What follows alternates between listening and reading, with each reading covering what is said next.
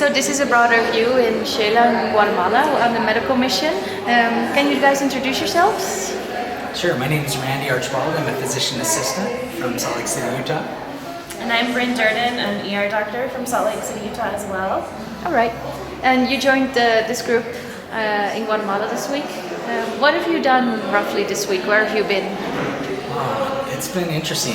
Every day we've set up our clinic at a different location. We did one day in the main city of Xela, at the Department of Health, and then we did 3 other locations that are more remote sites. The first 2 were just on soccer fields, like a synthetic turf soccer field with a roof, and we kind of set up our clinic there and made a little space for each provider. And then today we're in Totonicapan, and another smaller village in a church, and it's been perfect. How many patients do you think you've seen in total this week? As a group or personally? As a group or both? Oh, wow. 600? I don't know. It's probably out there. Better out that, yeah, about 600. Yeah, it's nice. been pretty busy and really great, so getting to help a lot of people. What have you done this week mostly? So the first couple days I was seeing patients, and then the last 2 days I've been kind of the lead for pharmacy and helping get everybody the right medications and improvising when we've run out of things, but yeah. Right. What was for both of you the most memorable part of being here this week? I'll tell you, my most memorable part was a couple of days ago, very first patient of the day, this sweet little old Guatemalan lady, and she had her full, traditional dress on, the colors of her region, and I went to say hi to her and shake her hand and introduce myself, and she just kind of pushed my hand out of the way and gave me this big hug and kissed me on the cheek, so that was a perfect way to start the day. I do really love the people here. They're so grateful and they're just, so happy to have any help they can get. And I think most memorable for me are the kids. They're just so fun and so excited to get to see new people and see American doctors. So for a medical group like this, how do you suggest to prepare for a trip? Like what to bring, what to do? Like donations or? I think we had a pretty good list from a broader view. Like I think if you follow that inventory or the recommended packing list, you'll probably be fine. I think it's probably smart to do a little study in advance about the culture and maybe some of the things around where you'll be, just for interest's sake. And then beyond that, it's just being flexible because everything changes. It's just like real life in the United States or anywhere else. Are you talking specifically for Xela, for Quetzaltenango, or for any? Xela, Guatemala. Okay, awesome. So we're at a very high elevation here. We're about 8,000 feet, so it's definitely colder than people probably would realize. So I would suggest bringing more cold things. I'm really glad I brought my nice warm fleece. And then for donation supplies, definitely a lot of analgesics. So we definitely see a lot of people with pain. I think it's also really nice here just focusing on teaching for patients too. A lot of people have headaches.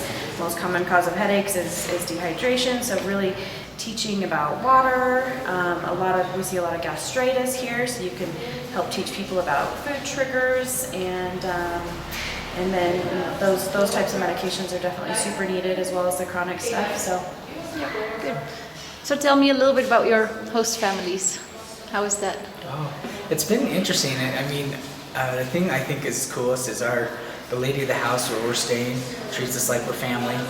I laugh every morning because it's just like a mom getting all her kids ready for school. She's like, make sure you get your lunch, put your backpack on, do you have a jacket with you? It's gonna rain today, and she just treats us like we're part of the family, and I love it. Yeah, we have the sweetest mom ever, Noemi. We're obsessed with her. She's amazing, makes the best food, and she's adorable. I was just getting off the phone last night, sitting on the couch, and she came over and laid a blanket on me, and just the cutest, sweetest thing. So it's been awesome.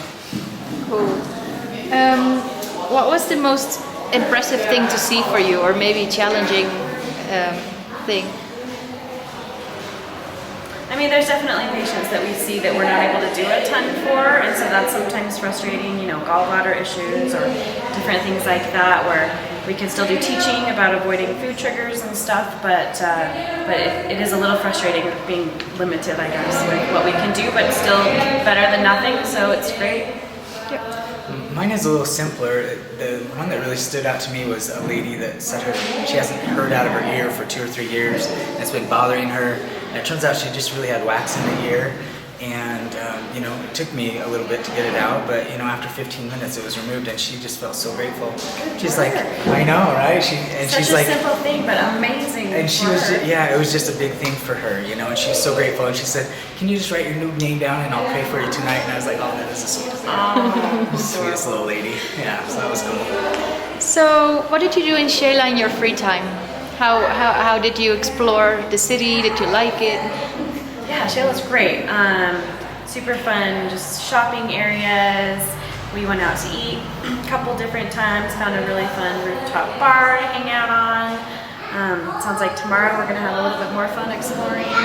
So yeah, you can see interesting stuff anywhere in Xela. We went through the cemetery, and I thought that was really cool. Yeah, it's great. Yeah. Would you recommend this program to future volunteers or groups? I would, yeah, of course. yeah, definitely. And what will you miss most from here after this week? Say one more time. Oh, what we'll miss most? Yeah. Somebody making me 3 meals a day. Yeah. And Sarah, Having a mom. Sarah and Petra, you know, yeah. Yeah, the fun friends you make on the trip, and you get to know people pretty well, and living together, and then of course the patients. I've been all over the world, and I love the people here more than anywhere. They're just so grateful and sweet and amazing. Yeah, and our team is really cool. Like we kind of came from all different backgrounds, but we really kind of came together, and we all like each other. And that's one of my favorite things about volunteering is you always meet really cool people that want to go help people, and it's just good vibes. Yep. All right. Well, thank you very much for a great week. Thank you.